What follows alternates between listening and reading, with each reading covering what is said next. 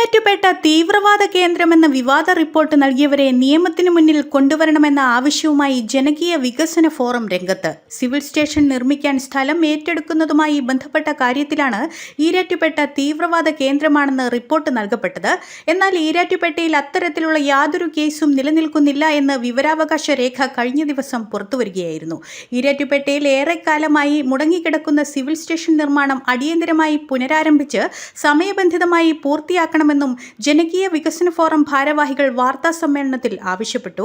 2021 സംസ്ഥാന ബഡ്ജറ്റിൽ civil station നിർമ്മാണത്തിന് 10 കോടി രൂപ അനുവദിച്ച് 5 വർഷം കഴിഞ്ഞിട്ടും നിർമ്മാണ പ്രവർത്തനങ്ങൾ തുടങ്ങിയിട്ടില്ല. 2022 ജനുവരി മുതൽ 2026 ഏപ്രിൽ വരെ ഈരാറ്റുപേട്ട പോലീസ് സ്റ്റേഷനിൽ ഒരു തീവ്രവാദ കേസുകൾ പോലും റിപ്പോർട്ട് ചെയ്തിട്ടില്ല എന്ന് വികസന ഫോറം ഭാരവാഹികൾക്ക് കഴിഞ്ഞ ദിവസമാണ് പോലീസ് വകുപ്പിൽ നിന്നും വിവരാവകാശം ലഭിച്ചത്.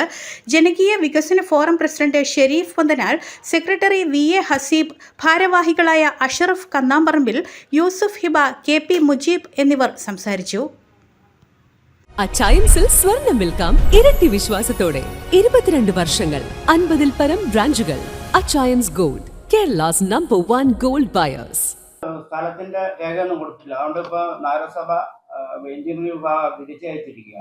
പെർമിറ്റ് കൊടുക്കാൻ വേണ്ടി ഇങ്ങനെ സ്ഥലത്തിന്റെ രേഖ കൊടുക്കണമെന്നും പറഞ്ഞ് നഗരസഭയിൽ നിന്ന് AIക്ക്, ഇവിടുത്തെ PWD ബിൽഡിംഗ് വിഭാഗം AIക്ക് തിരിച്ചു അയച്ചിരിക്കുകയാണ്. അന്നേരം ഇത് യഥാർത്ഥത്തിൽ സ്ഥലത്തിന്റെ വിഷയം എപ്പോഴും നിൽക്കും. സ്ഥലത്തിന്റെ ഗവൺമെന്റ് GA ഇറക്കിയിട്ടില്ല. ഗവൺമെന്റ് ഓർഡർ വേണം, അല്ലെങ്കിൽ ഒന്നില്ലെങ്കിൽ കളക്ടർ ഓർഡർ വേണം. ഇതൊന്നും ഇല്ലാതെ ആണ് ഈ ഇവിടെ മുനിസിപ്പാലിറ്റിയിൽ ബിൽഡിംഗ് പെർമിറ്റിന് വേണ്ടി കൊടുത്തത്. ഒരു ശൂന്യാകാശത്ത് നിൽക്കുന്ന പോലെ അത് വളരെ കൃത്യമായി രൂപപ്പെടും. ഇപ്പം ഈരാറ്റുപേട്ട ബ്ലോക്ക് നമ്പർ 48 റിസർവേ നമ്പറിലുള്ള ഈ 2.80 സെന്റ് സ്ഥലത്ത് നിന്ന് എത്ര സെന്റ് സ്ഥലമാണ് സിവിൽ സ്റ്റേഷൻ നിർമ്മിക്കാനുള്ളതെന്ന് അളന്ന് തിരിച്ച് അത് കൃത്യമായ റിപ്പോർട്ട് കൊടുത്ത് ആ റിപ്പോർട്ട് സെക്രട്ടേറിയറ്റിൽ ചെന്ന് അതിന്റെ പേരിൽ സർക്കാരിന്റെ GO ഇറങ്ങി. ആ GO ഓർഡർ ജില്ലാ കളക്ടർക്ക് വന്ന് ജില്ലാ കളക്ടറാണ് കെട്ടിട വിഭാഗം, നിർമ്മാണ വിഭാഗം, എക്സിക്യൂട്ടീവ് എഞ്ചിനീയർക്ക് പേപ്പർ കൈമാറുന്നത്. അപ്പോഴാണ് ഒരു ബിൽഡിംഗ് പണിയുടെ മുമ്പോട്ട് പോകുന്നത്. എന്തും ആയിക്കോട്ടെ.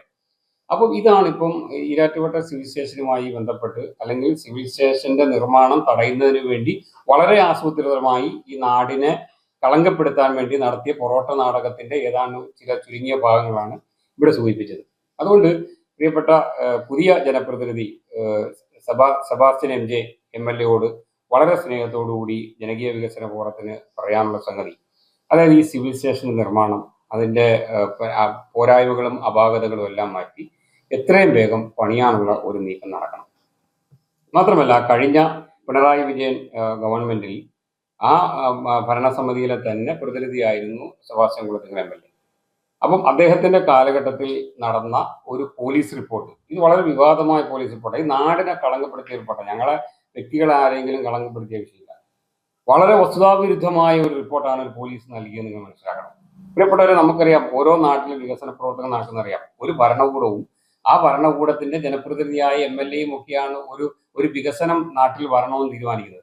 പക്ഷെ ഇതൊരു പോലീസുകാരന്റെ റിപ്പോർട്ടിന്മേൽ 2021 ഫണ്ട് അനുവദിച്ച ആ വലിയൊരു പദ്ധതി, ആ പദ്ധതിയെ തടഞ്ഞ് 2026 വരെ ആ 5 വർഷക്കാലം ഈ ഒരു പദ്ധതി ഒരു പോലീസിന്റെ റിപ്പോർട്ട് കൊണ്ട് തടഞ്ഞിട്ടിരിക്കുന്നത് മനസ്സിലാക്കണം. അപ്പൊ ഇവിടെ MLAക്കാണോ ജനപ്രതിനിധിക്കാണോ വിലയുള്ളത്, അതല്ല ഇവിടെ ഒരു ഭരണകൂടത്തിനാണോ, അതല്ല ഒരു പോലീസിന്റെ റിപ്പോർട്ടാണോ എന്നും കൂടി നമ്മൾ മനസ്സിലാക്കേണ്ടതാണ്. അതുകൊണ്ട് ഞങ്ങൾ അന്ന് തന്നെ ആഭ്യന്തരമന്ത്രിയായിരുന്ന പിണറായി വിജയന് ഈ പറഞ്ഞ പോലെ ജനകീയ വികസന ഫോറത്തിന്റെ ഭാഗത്തു നിന്ന് ഒരു പരാതി അയച്ചിരുന്നു. ഇത്തരത്തിലുള്ള റിപ്പോർട്ട് കൊടുത്ത, വസ്തുതാവിരുദ്ധമായ റിപ്പോർട്ട് കൊടുത്ത ഈ പോലീസുകാരെ ജനമധ്യത്തിൽ കൊണ്ടുവന്നുകൊണ്ട് അവർ മാതൃകാപരമായി ശിക്ഷിക്കണം. കാരണം ഇനി ഒരു പോലീസുകാരനും ഇത്തരത്തിലുള്ള വർത്തമാനം പറയരുത്.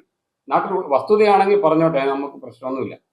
അപ്പം അതുകൊണ്ട് തന്നെ പുതിയ ജനപ്രതിനിധിയോട് പറയാനുള്ളത്, ഈ കേസ് നിലവിൽ നിൽക്കുന്നുണ്ട്. ഈ റിപ്പോർട്ട് കൊടുത്ത പോലീസുകാരൻ വളരെ സുരക്ഷിതമായി ജോലി ചെയ്യുന്ന എവിടെയൊക്കെയാണെന്നൊക്കെ അറിയാം. പക്ഷെ അത് പൊതുസമൂഹത്തിന് മുമ്പിൽ കൊണ്ടുവന്നുകൊണ്ട് ഞങ്ങളുടെ വർത്തമാനം കേൾക്കണ്ട, ആധികാരികമായ രേഖയാണ് ഇവിടെ പറഞ്ഞത്. ഈ പറയപ്പെടുന്ന രൂപത്തിലുള്ള കേസുകളൊന്നും ഈ പറഞ്ഞ കാലയളവിൽ റിപ്പോർട്ട് ചെയ്യപ്പെട്ടിട്ടില്ല.